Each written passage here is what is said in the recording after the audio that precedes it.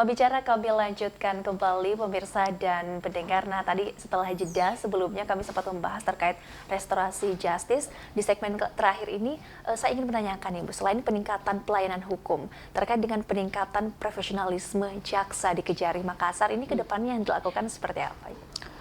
Banyak.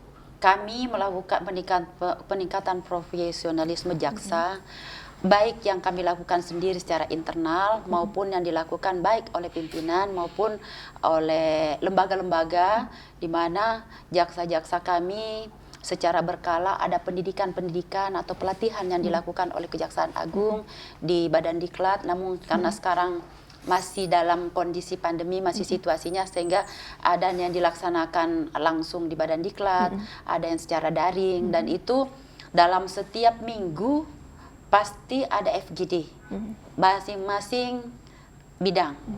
Bidang perdata dan tata usaha negara terkait peningkatan kapasitas jaksa pengacara negara. Kemudian ada FGD yang dilakukan oleh bidang tindak pidana khusus untuk peningkatan kapasitas jaksa dalam penuntutan tindak pidana umum.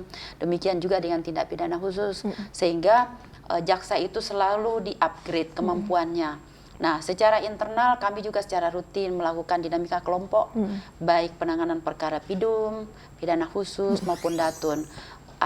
Ditambah lagi banyaknya permintaan-permintaan dari stakeholder terkait bagaimana pendampingan hukum, memberikan pendapat hukum atau bantuan hukum kepada stakeholder yang meminta kepada kami. Nah, di samping itu ada juga teman-teman yang diberikan peluang kesempatan untuk melakukan pendidikan formal seperti S2, S3, beasiswa dari beberapa donor atau juga dari APBN di Kejaksaan Agung. Ya, ini sangat menarik sekali. Profesionalisme jaksa tentu akan juga meningkatkan peningkatan kinerja di Kejari. Bisa dijelaskan target dari Kejari Makassar sendiri untuk peningkatan kinerjanya seperti apa sih, Bu? Yang jelas peningkatan kinerja itu adalah memberikan pelayanan terbaik kepada masyarakat, kemudian memenuhi semua program-program dan target-target dari pimpinan untuk 1 tahun anggaran berjalan. Namun dari evaluasi yang ada beberapa target yang sudah melewati 100% dari program atau target yang sudah digariskan oleh pimpinan. Sehingga seperti misalnya penanganan tindak pidana khusus, tindak pidana korupsi misalnya, target atau program kerja dari pimpinan itu sesuai dengan anggaran yang ada, karena semua kegiatan ini berbasis anggaran ya, sesuai dengan alokasi anggaran yang ada. Tindak pidana khusus itu penyelidikan hanya 1, penyidikan 1, kemudian penuntutan dan eksekusi masing-masing 1, sesuai anggaran yang ada ya. Namun karena semua kegiatan itu berbasis anggaran, sehingga kita bisa maksimalkan penggunaan anggaran itu sehingga melebihi target yang ada. Contoh misalnya, kami untuk penyelidikan pidana khusus itu, penyelidikan kami selama 1 tahun anggaran ini dari Januari sampai September itu 5 perkara, penyidikan 8 perkara, penuntutan 34 perkara, dan eksekusi 20 perkara. Sehingga dilihat dari alokasi anggaran dan target yang dibebankan oleh kami, pidana khusus sendiri sudah melebihi target yang ada. Berjalan lancar ya, Bu, Alhamdulillah. selama 1 tahun terakhir ini. Nah, ini yang menarik, Ibu. Saya juga ingin menyoroti terkait dengan kerjasama nih antara Kejaksaan dan juga SKPD pemerintahan di Kota Makassar untuk memberantas KKN. Itu seperti apa sih berjalan? Kalau untuk pencegahan ya, kalau untuk pencegahan kami ada fungsi perdata dan tata usaha negara. Di situ ada kami membuka ruang yang seluas-luasnya, di mana stakeholder seperti saya uraikan di awal tadi, kementerian, lembaga, baik itu pemerintah daerah maupun pemerintah pusat, tapi karena kita berada di Kota Makassar, maka dalam hal ini stakeholdernya dominan itu adalah pemerintah kota, BUMD, dan ada sesekali BUMN. Nah, di dalam fungsi Datun itu ada pendampingan hukum, ada pemberian pendapat hukum, ada audit hukum.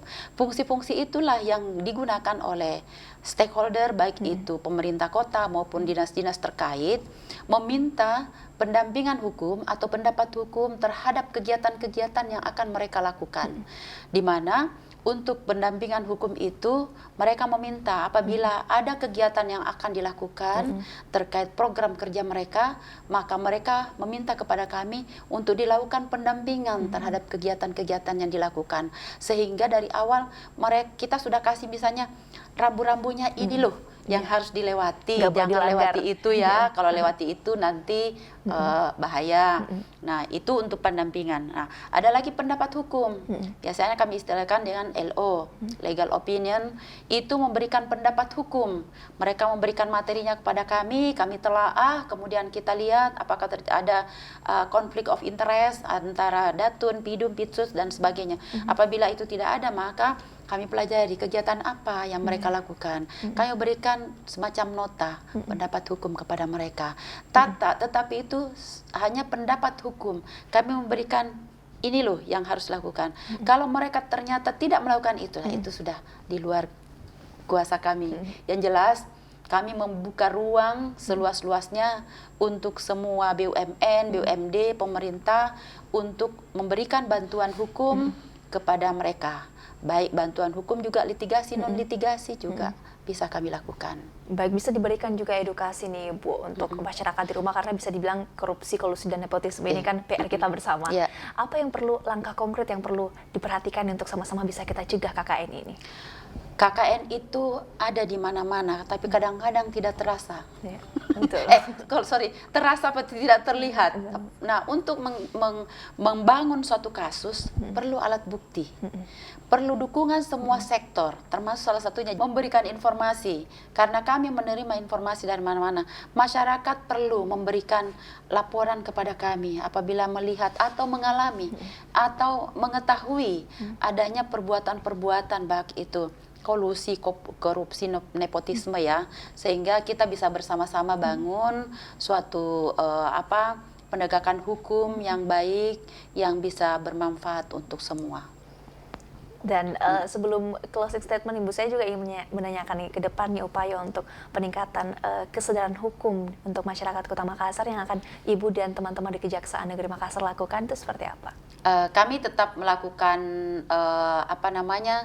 sesuai program penyuluhan hukum dan penerangan hukum kepada masyarakat, baik diminta ataupun tidak diminta.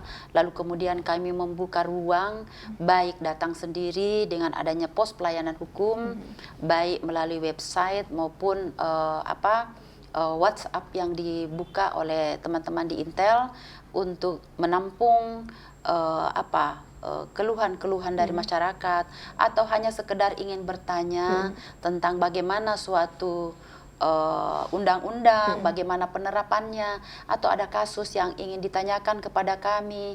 Tidak tertutup hanya kasus pidana, kasus perdata, kasus waris, kasus perkawinan, bisa kami memberikan solusinya. Jadi pelayanannya selalu dibuka ya Ibu ya, setiap hari kerja di kantor Kejaksaan Negeri Makassar. Jadi untuk Anda pemirsa yang ingin mungkin bertanya-tanya juga untuk seputar pelayanan hukum, boleh langsung ya ke Boleh. Jadi saya koreksi sedikit, untuk pelayanan hukum yang langsung datang itu selama jam kerja. Tapi untuk pelayanan hukum yang melalui website atau sarana online lainnya itu bisa 24 jam. Nanti akan diterima oleh operator dan akan diarahkan kepada siapa yang diberi tugas untuk memberikan jawaban atau tanggapan. Iya, aksesnya sudah sangat mudah, pelayanannya juga sangat maksimal dari Kejari Kota Makassar. Terakhir Bu, untuk harapan Anda sendiri untuk penegakan hukum dan juga keadilan kita di Kota Makassar, silahkan. Masyarakat Kota Makassar semuanya, saya mengharapkan bahwa semua kita harus sadar bahwa negara ini adalah negara hukum, sehingga apapun tindak tanduk yang kita lakukan pasti akan berhadapan dengan hukum. Nah, makanya kenalilah hukum, maka akan terjauhkan dari hukuman. Luar biasa, terima kasih banyak Ibu Andi sudah meluangkan waktunya hari ini. Kami bersama teman-teman Fajar TV juga tentu akan terus mengkampanyekan terkait dengan peningkatan kesadaran hukum di masyarakat. Sukses selalu Ibu. Terima kasih. Semoga lancar tugasnya. Terima kasih. Terima kasih juga untuk Anda pemirsa di rumah sudah menyaksikan Wawancara Makassar Bicara. Saya Wafik Asisa mewakili seluruh kerabat kerja yang bertugas pamit. Terima kasih, sampai jumpa.